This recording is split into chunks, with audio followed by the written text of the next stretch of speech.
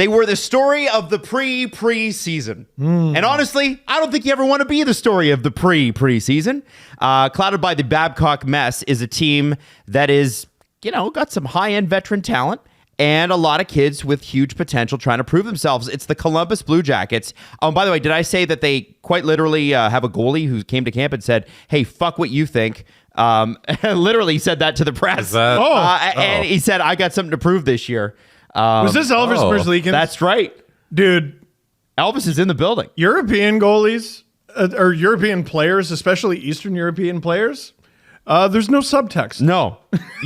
Yeah. But is it enough to move them out of 8th in the division? Because that's where they finished last year with 59 points. First, before we get into it, odds for their points this year, what do you think the betting odds are? What'd they have last year? 59.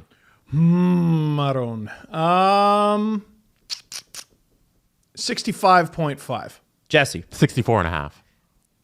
Believe it or not, the betting odds are 73.5. Wow. Oh my God. You know what? Not that surprised. Now that's a 15-point improvement if it happens. Wow. I'm a bit surprised. Bit surprised. I'm not that surprised, but I'm definitely a bit surprised. So let's talk about Elvis Merzlikins because I did bring him up, and that quote is pretty spicy. Last year, obviously, this was not supposed to be a good team, and guess what? It wasn't. But he was 7-18-2 with a 423 goals against average and an 876 save percentage. Those are rough numbers. Those are not playable NHL numbers. If it's below 880, 8.7 anything is just, it makes me physically react. But curiously, it's the only year in his entire career where he's been a below 907 goalie. So you feel like it has to be an off, right? I think it was an off year for him, an off year for the entire team. Really, I mean, like they played some pretty joyless hockey. I watched some Blue Jackets game, Blue Jackets games down the stretch. Like trying Patrick Laine at center at the NHL level and like top line center mid-season. Like we groaned enough about William Nylander like in the preseason, but that's when you do the experiments. The Blue Jackets were just skating around like, oh, fucking, like throw Laine. That's how they were coached. Fucking, and they were just guessing out there, guessing. Daniel Tarasov, who was supposed to be the backup this year, was injured before training camp, which allowed them to pick up Spencer Martin from the Vancouver Canucks. Tarasov is a young goalie who wants to establish himself in the NHL, but we don't know enough yet. What do we know about Spencer Martin, who has had some time? Mississauga Steelhead legend.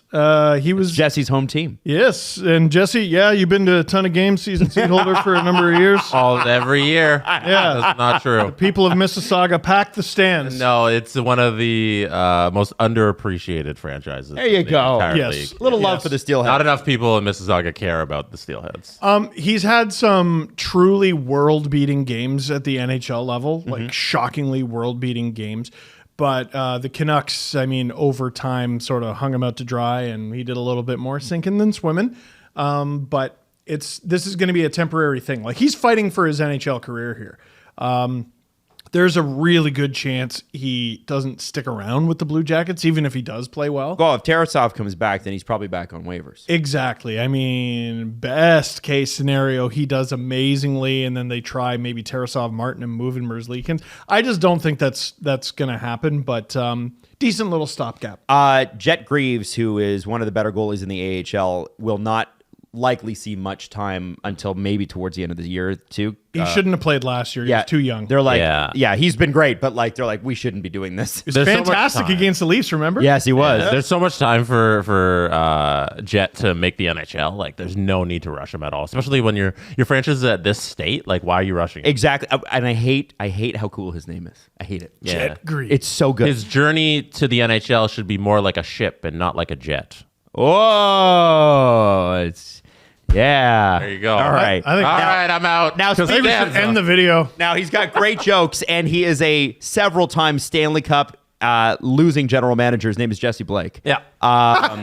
The Athletic has listed the Columbus Blue Jackets defense as questionable, but let me throw the names at you. Oh, no, they're so wrong. Let me throw the names at you. Yeah. So the first pairing, ideally, Werenski, Peak. Werenski, who is healthy. Second pair, Provorov, Goodbranson.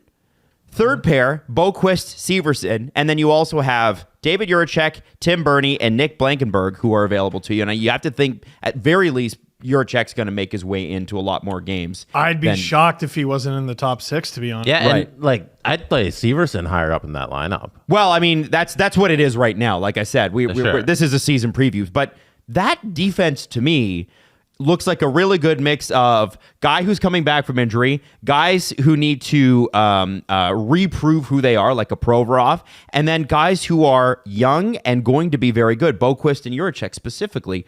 Jesse, as a general manager, do you like that? Yeah, no, I see nothing wrong with the defense of the Columbus Blue Jackets. It's not going to be the best offensive defense pairings there, but like I don't believe that they can hold their own on. I don't not believe that they can't hold their own in the defensive zone. That is there you go. That was a tap dance double let's negative. go. I've never seen that. No, but like No, they can move the puck. Yeah, no, they but can move man. the puck. yeah, and then Werenski can hang. Like Severson's gonna be good. If Juracek becomes who we think Juracek can be, like there's 3 great defensemen right there, and then you throw in Goodbranson and Boykvist. Like there's nothing wrong with any of these names. I feel like Goodbranson's job might be under threat because if you've got Werenski Peak, Provorov, Goodbranson is the one that kind of sticks out. You could potentially, if Juracek is pushing, Severson moves up. You could see it. I could see a world where Boquist and Juracek, who are still pretty young, are playing together on that bottom pair. You know what I love the most about all these defensemen? All of them are time sucks. Like all of the, They eat minutes. Ivan Provorov led the Flyers in ice time for the last 4 seasons. Like every single guy here can just suck up minutes on the ice, and that's so important for a defenseman. Like you can shelter the young guys, right? Yeah, and those young guys will get an opportunity to play under these veterans. I'm very happy with their defense. Yeah, maybe you don't need to rush a Juracek or anything. Like, listen, I understand the 73.5 was the over-under. I understand it because last year was miserable because it was supposed to be. Last year was the tear it down, Hunger Games, whoever survives can stay with this franchise and stay in the league. This year's not about that. This year is the first step towards the good days. Yeah, dude, look at the draft. Connor Bedard, Leo Carlson, Adam Fantilli, Matt Michkov was in there as well. There was incentive to be bad. Like the timing was good for the Blue Jackets. A lot of the teams who were at the bottom last year, they're actually kind of trying. Yeah. And the Blue Jackets are among them. So let's talk about the offense for a second. We'll start with Adam Fantilli. Can he be a second line center in the NHL right now? That's where he's listed It's at the a moment. big ass. For the Blue Jackets. Right. You know what I mean? But isn't it a big ask? Because Jesse said that, and I think he's right. Isn't it still a big ask because he's going to go against other teams' second and third lines mostly? Yeah. But, I mean, players picked in the top 5.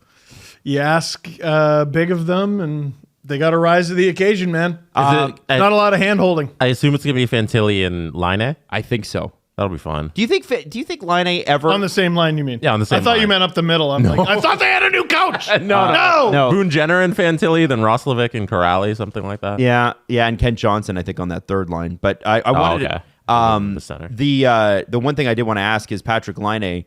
I mean, he had 22 goals last year. It's been pretty miserable since he got traded from Winnipeg. Does he ever come close to 40 goals again? Yeah. I mean, who's betting against him?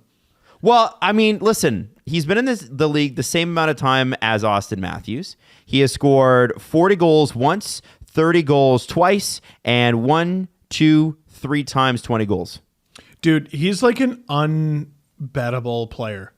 You can't He is. bet for him. You can't bet against him. He was injured last year, too, and he did perform at a point-a-game play. Oh, I know.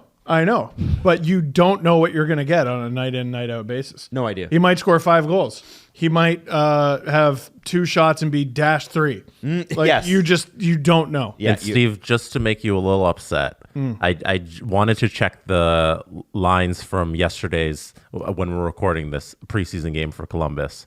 Patrick Laine was down the middle. You're joking. According to who? Jeff Zaboda. He's a Blue Jackets reporter for BlueJackets.com. That was amazing. their line rushes. Why did you need to from who? What do you mean from who? The team that they iced team that this played- lineup. Because you butchered his name. You said Boyquist earlier. I didn't correct you. They iced the lineup. That's where it's from. One last question before I ask you how these guys finish. Obviously, Kent Johnson is one. He was up there in rookie scoring. We're curious about that. Can Kirill Marchenko score 30 goals without getting an assist?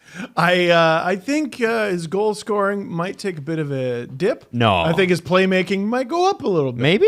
Yeah. Okay. Dude, how is he the team's Cy Young winner when they have Patrick Laine? I know. pretty Okay. funny. So there are 8 teams in this division in the mid-Tripolitan.